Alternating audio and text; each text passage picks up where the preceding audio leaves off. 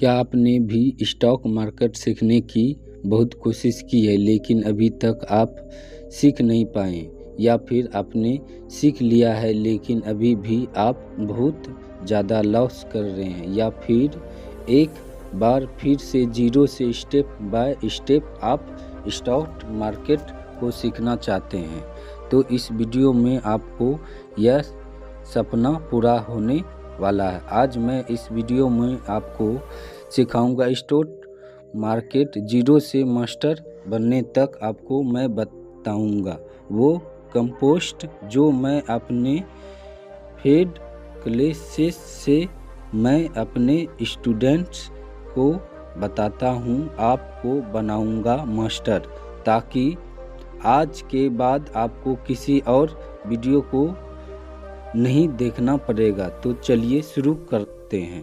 तो अगर आपके पास अभी टाइम नहीं है तो इस वीडियो को पूरा देखने का, तो इस वीडियो को सेव कर लीजिए या फिर शेयर करके अपने व्हाट्सएप पर ज़रूर रख लीजिए, ताकि ये इन्फॉर्मेशन वीडियो आपसे मिस नहीं हो जाए।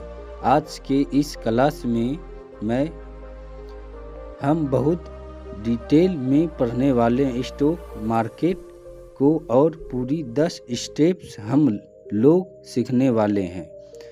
कौन कौन सी होगी? सबसे पहले हम मार्केट का बेसिक समझेंगे, बहुत ज़रूरी है।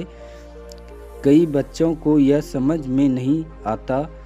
दूसरा, हम मार्केट का स्ट्रक्चर सीखेंगे, फिर प्राइवेसी एक्शन सीखने वाले हैं, फिर डिफरेंट ट्रेडिंग स्ट्रैटेजी जो होती है उनको सीखने वाले हैं। डिमांड और फ्लाइट क्या होता है उसको सीखेंगे। लिक्विडिटी क्या होती है उसको सीखेंगे। Risk management, trading psychology, trading के स्टेप और न्यूज, और माइक्रो इंटरेस्ट मार्केट के बारे में। इसलिए यह क्लास बहुत डिटेल में होने वाली है।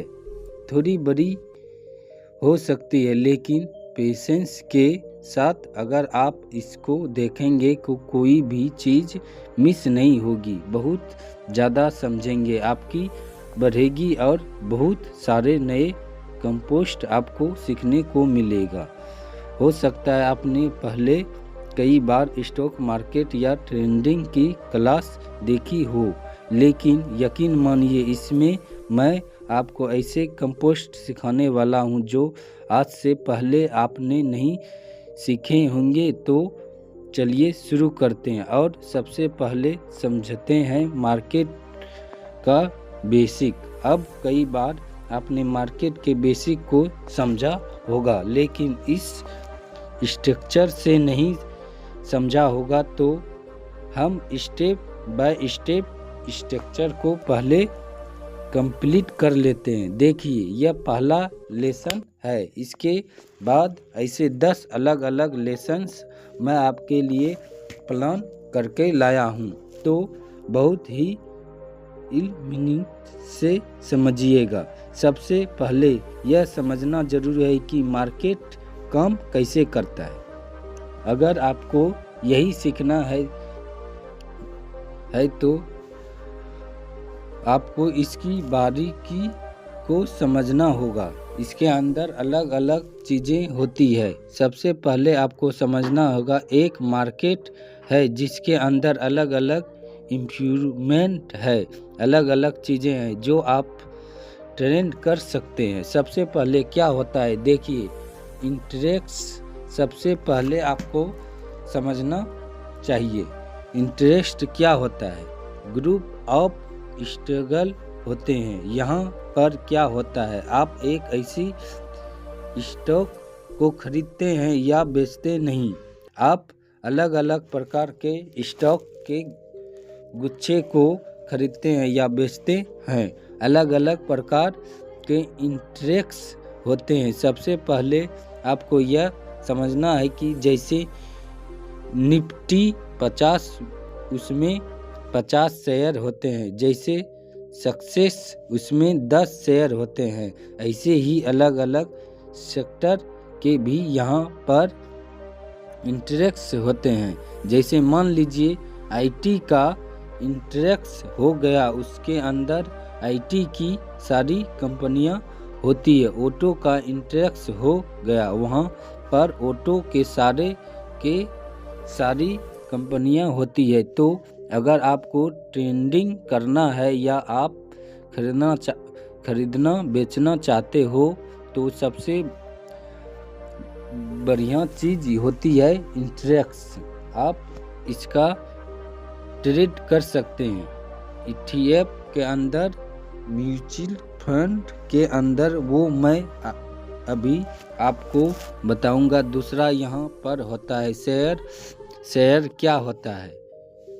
कंपनी होती है जिसको आप खरीद सकते हैं। जैसे मान लीजिए आपको XYZ कोई भी कंपनी खरीदनी है, आप उसका एनालिसिस करेंगे, आप इसको खरीदेंगे और अपने पास होल्ड करके रख सकते हैं जब तक आपको प्रॉफिट नहीं होता या आप अपने हिसाब से इसको करेंगे। अब समझिए इंटरेक्ट्स और शेयर में क्या अंतर होता है। इंटरेक्ट्स जो होता है ग्रुप ऑफ कंपनी होती है, इसके अंदर एक कंपनी नहीं होती। इसके इंटरेक्ट्स को ज़्यादा सुरक्षित माना जाता है। जब आप म्यूचुअल फंड में SIP करते हैं ना हो तो आपका पैसा जो वो ग्रुप में ही लगता है, किसी एक कंपनी में आपका पैसा नहीं लगता।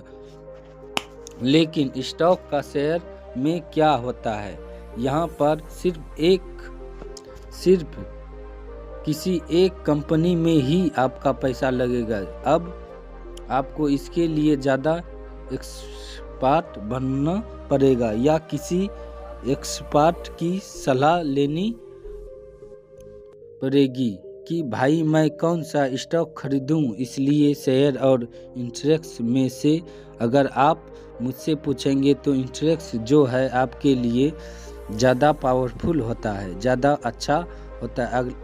अगली चीज़ फ्यूचर के अंदर क्या होता है, ये जो शेयर है इंटरेक्ट्स, इन्हीं के फ्यूचर को हम ट्रेड करते हैं। मतलब अभी प्रेशर वहाँ तक नहीं गया, लेकिन ऐसा अनुमान लगता जा रहा है कि वहाँ तक जा सकता हूँ। इसी चीज़ को ट्रेंड करने को कहते हैं फ्यूचर ट्रेडिंग।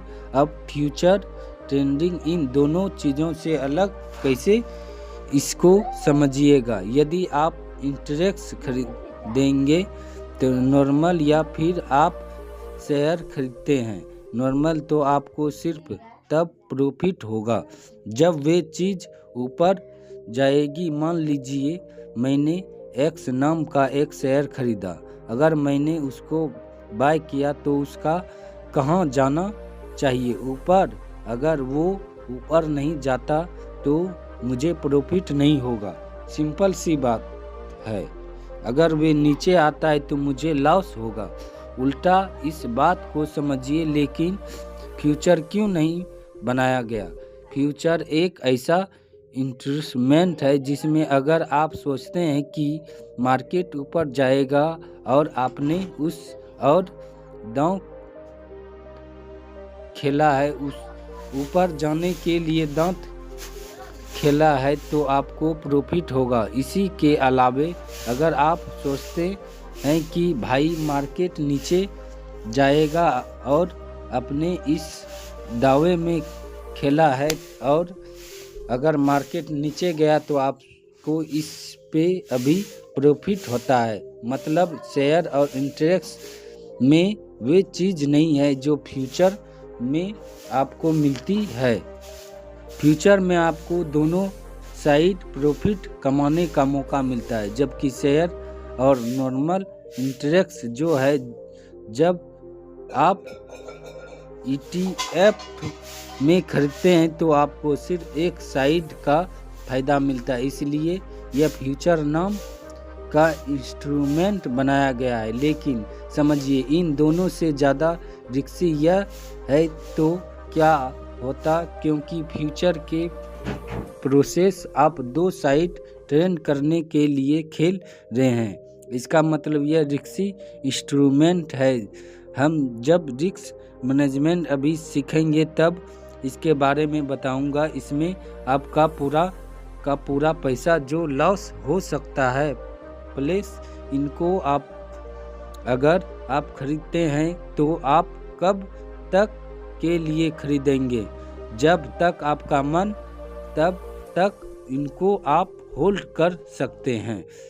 कोई इंटरेस्ट ETF में खरीद रहे हैं, फ्यूचर फंड में खरीद दे रहे हैं, या किसी स्टॉक को आप खरीद रहे हैं, आपकी मर्जी है कि आप इनको कितने समय के लिए अपने पास रखना चाहते हैं। लेकिन वहीं पर आप फ्यूचर खरीदता है तो फ्यूचर को कंटेनेंट की एक डेट होती है। इस महीने का फ्यूचर खरीद रहे हैं, अगले महीने का खरीद रहे हैं, इसके अगले महीने का खरीद रहे हैं। सिर्फ आप तक होल्ड कर सकते हैं, उसके बाद कंपल्सरी आपको इसको बेचना ही पड़ेगा, चाहे आपको प्रॉफिट हो या लॉस, कोई उनको मतलब नहीं। अगला जो इम्प्रूवमेंट है वे ऑप्शन के अंदर अलग अलग चीज़ें होती है। आप 4 साइड से इसमें बाय सेल कर सकते हैं। इसमें बेयर और सेलर होते हैं, और यह इन सब में सबसे खतरनाक इंस्ट्रूमेंट होता है। क्योंकि इसमें पलक झपकते हैं ही आपका पैसा बढ़ भी सकता है, लेकिन पलक झपकते ही आपका पैसा पूरा का पूरा वो खत्म भी हो सकता है। फ्यूचर और ऑप्शन, इन दोनों में क्या अंतर है? फ्यूचर में सिर्फ आप एक साइड बाय या एक साइड सेल करते हैं। इसमें किसी भी प्रकार का ग्रीक नहीं होता, न थीटा नहीं होता, गामा नहीं होता, वेग नहीं होता। यह थोड़ी सी डिटेल ट्यूमर्स में है, मैं आपको फिर कभी सिखाऊंगा। लेकिन ऑप्शन के अंदर ये सारी चीज़ें आती है। अगला इंस्ट्रूमेंट जो होता है वो होता है कमोडिटी। जैसे आप गोल्ड खरीदते हैं, सिल्वर खरीदते हैं, इसी प्रकार से आप क्रूड ऑयल खरीदते हैं, नेचुरल गैस खरीदते हैं। तो अगर आपको मतलब इस प्रकार की चीज़ों को ट्रेड करना है तो वे भी स्टॉक मार्केट के अंदर ही आती है, वे सेगमेंट में आती है। आप कमोडिटी को भी ट्रेड कर सकते हैं, और पहले इंडिया के अंदर करेंसी को भी ट्रेड कराया जाता था, डॉलर को ट्रेड कराया जाता था। अभी करेंसी ट्रेड जो वो बंद है। इंडिया के अंदर स्टॉक मार्केट में अब करेंसी को ट्रेड नहीं कर सकते। तो आप सबसे पहले आपको क्या समझ में आया कि मार्केट का बेसिक क्या है। स्टॉक मार्केट में इतनी सारी चीज़ें कर सकते हैं, इसमें सबसे सेफ कौन सी है? सबसे सेफ जो होती है इंडेक्स का, और इंडेक्स का मतलब आप उसको म्यूचुअल फंड भी ले सकते हैं, SIP भी करवा सकते हैं, या फिर आप क्या कर सकते हैं, ETF खरीद सकते हैं। ये दोनों के दोनों जो काफ़ी सेफ माने जाते हैं। सबसे खतरनाक कौन सा होता है? इसमें सबसे खतरनाक ये 2 चीज़ें हैं, और इन दोनों में भी सबसे खतरनाक क्या होता है? ऑप्शन बात पहला बेसिक आपको समझ में आएगा तो आप स्टॉक मार्केट में क्या कर सकते हैं। आप बता सकते हैं इसके टॉपिक पर। दूसरा टॉपिक क्या स्टॉक मार्केट का एक्चुअल में स्ट्रक्चर क्या होता है। देखो, स्टॉक मार्केट जो रैंडम नहीं चलता, एक स्ट्रक्चर पर चलता है। स्ट्रक्चर में क्या क्या होता है, ट्रेंड आते हैं अलग अलग, जैसे आप ट्रेंड आता है, ट्रेंड आता है, साइडवेज ट्रेंड आता है, ब्रेक ऑफ स्ट्रक्चर आता है और चेंज ऑफ कैरेक्टर आता है। अब ये सब क्या होते हैं, हम एक एक करके इसको समझाते हैं। सबसे पहले आपको बेसिकली अगर आपने स्टॉक मार्केट सीखा होगा या कहीं से भी वीडियो देखी होगी तो आपको पता होगा कि आप ट्रेंड का मतलब मार्केट सीधा जाना नहीं होता, या डाउन ट्रेंड का मतलब मार्केट का सीधा नीचे आना नहीं होता।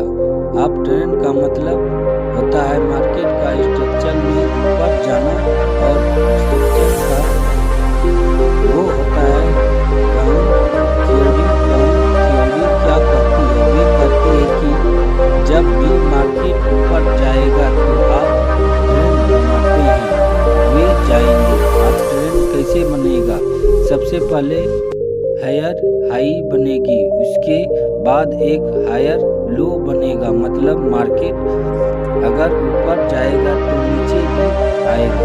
अगर मार्केट को ऊपर जाना है तो वे अपने पुराने वाले हाई में गिरता हुआ ऊपर जाएगा, वापस से एक हायर हाई बनने लगेगा और इसे वाले लेवल में मार्केट नीचे नहीं आएगा। सबसे इम्प्रूवमेंट बात यह है कि अगर मार्केट एक अच्छे अपट्रेंड में है तो उन्हें लास्ट वाले जो बनाया था